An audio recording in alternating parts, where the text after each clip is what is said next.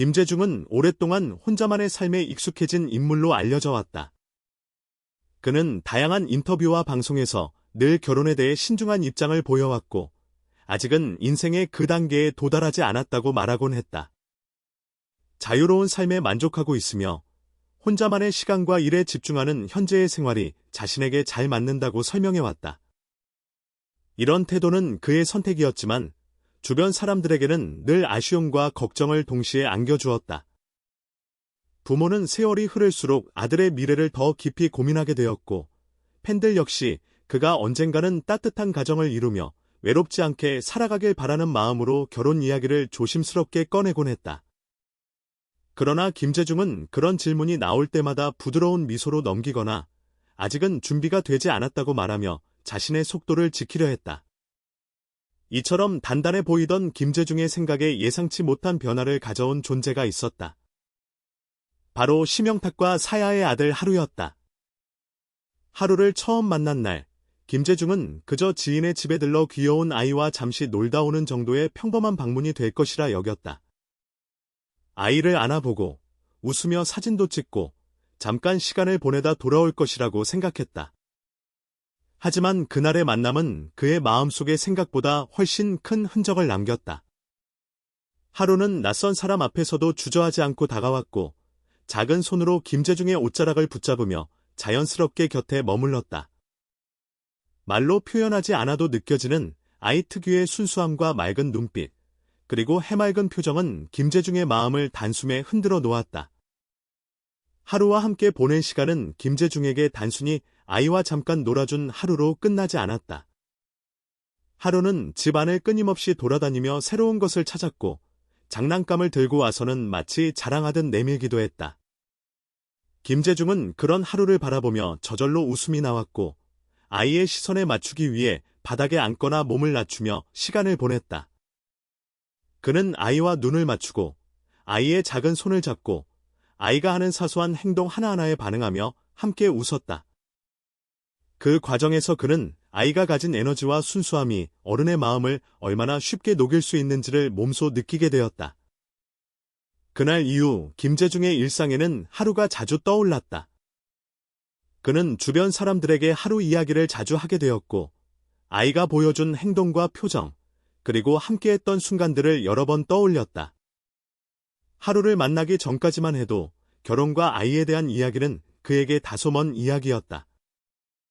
막연하게 언젠가는 그런 삶도 있을 수 있겠다고 생각했을 뿐, 구체적으로 상상해 본 적은 거의 없었다. 그러나 하루의 웃음과 행동은 그의 머릿속에 오래 남았고, 그 기억은 점점 자연스럽게 하나의 질문으로 이어졌다. 만약 나에게도 저런 아이가 있다면 어떤 느낌일까라는 생각이었다. 그 질문은 단순한 상상을 넘어서 마음 깊은 곳에서 실제로 가정과 아이를 떠올리게 만드는 계기가 되었다. 김재중은 이후 방송을 통해 자신의 변화된 마음을 솔직하게 털어놓았다. 그는 하루를 만나기 전까지는 아이를 키운다는 것이 얼마나 큰 기쁨이 될 수 있는지 실감하지 못했다고 말했다. 막연히 힘들고 책임이 큰 일이라고만 생각했을 뿐, 그 안에 있는 따뜻함과 행복에 하루를 데리고 외출을 마친 뒤 늘 그렇듯 집으로 돌아가던 길이었지만, 그날의 풍경은 두 사람의 기억 속에 깊은 상처처럼 남게 되었다. 정체를 알 수 없는 한 여성이 심영탁과 아들 심하루에게 평범했어야 할 귀갓길은 인생에서 가장 잊을 수 없는 공포의 시간으로 바뀌었다. 특별한 촬영도, 공식 일정도 없는 날이었다. 나오며 겪은 일 중에서도 손에 꼽을 만큼 두려운 순간이었다고 회상할 정도로 이 사건은 단순한 해프닝으로 넘길 수 없는 충격적인 경험이었다. 모든 일은 해가 서서히 기울이 거의 2시간 가까이 일정한 거리를 두고 뒤따라왔고, 그 과정에서 어린 하루는 극심한 불안에 휩싸여 30분 넘게 울음을 멈추지 못했다. 심영탁은 50년 인생을 상식하지 않았다. 동네에서 흔히 볼 수 있는 평범한 행인일 것이라 생각했고, 우연히 길이 겹쳤을 가능성도 충분히 있었다. 그러나 시간이 지나도 그 여성은 울기 시작할 무렵 시작되었다. 심영탁과 하루는 외출을 마치고 천천히 집으로 향하고 있었다.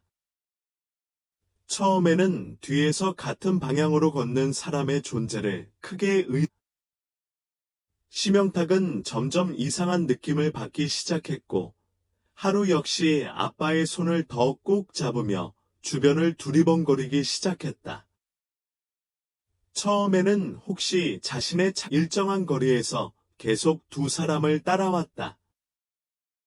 골목을 하나 돌아도, 횡단보도를 건너도, 잠시 멈췄다가 다시 걸어도 그 여성은 마치 그림자처럼 사라지지 않았다. 그럴 때마다 그 여성은 자연스럽게 방향을 바꿔 뒤따라왔다. 그 모습은 마치 두 사람의 움직임을 미리 알고 있는 것처럼 느껴질 정도였다. 이쯤 되자 착각일지도 모른다는 생각에 일부러 동선을 바꿔보았다. 평소 다니지 않던 길로 들어가 보고 상점 앞에서 잠시 멈춰 서서 시간을 끌어보기도 했다. 하지만 A는 이미 분위기를 느끼고 있었다. 하루의 얼굴에는 긴장과 두려움이 서서히 스며들었고 발걸음도 점점 느려졌다. 시간이 흐를수록 주변은 점점 심영탁은 더 이상 우연으로 치부할 수 없다고 판단했다. 그러나 어린 하루가 불안해할까 봐 겉으로는 아무 일 없는 척 태연하게 행동하려 애썼다. 그럼에도 수많은 불안한 상상을 떠올리게 했다. 혹시 아이를 노린 위험한 상황은 아닐지, 혹시 더 큰 사건으로 이어지지는 않을지 생각이 꼬리를 물고 이어졌다. 어두워졌고 거리에 오가는 사람도 눈에 띄게 줄어들었다. 뒤를 돌아볼 때마다 일정한을 유지하며 서 있거나 천천히 걷는 그 여성의 모습은 심영탁의 머릿속에 하루의 마음은 이미 크게 흔들리고 있었다. 뒤에서 계속 따라오는 사람을 몇 번이나 흘끗거리며 바라보던 하루의 눈에는 점점 눈물이 고이기 시작했다. 하지만 그는 아버지로서 두려움을 겉으로 드러낼 수 없었다. 아이를 안심시키기 위해 최대한 평온한 표정을 유지하며 하루의 손을 꼭 잡고 걸었다. 그러는 무서움에 몸을 떨며 아빠에게 안겨 울었고 그 울음은 30분이 넘도록 멈추지 않았다. 심영탁은 아이를 꼭 끌어안은 채 계속 걸음을 옮기며 마음속으로는 그리고 결국 참지 못하고 울음을 터뜨렸다. 아이의 울음소리는 조용한 골목에 크게 울려 퍼졌고 그 소리는 심영탁의 가슴을 더욱 조여왔다. 하루는 아이의 울음이 시작된 이후에도 그 여성은 여전히 사라지지 않았다. 또 없이 내가 반드시 지켜야 한다고 다짐했다.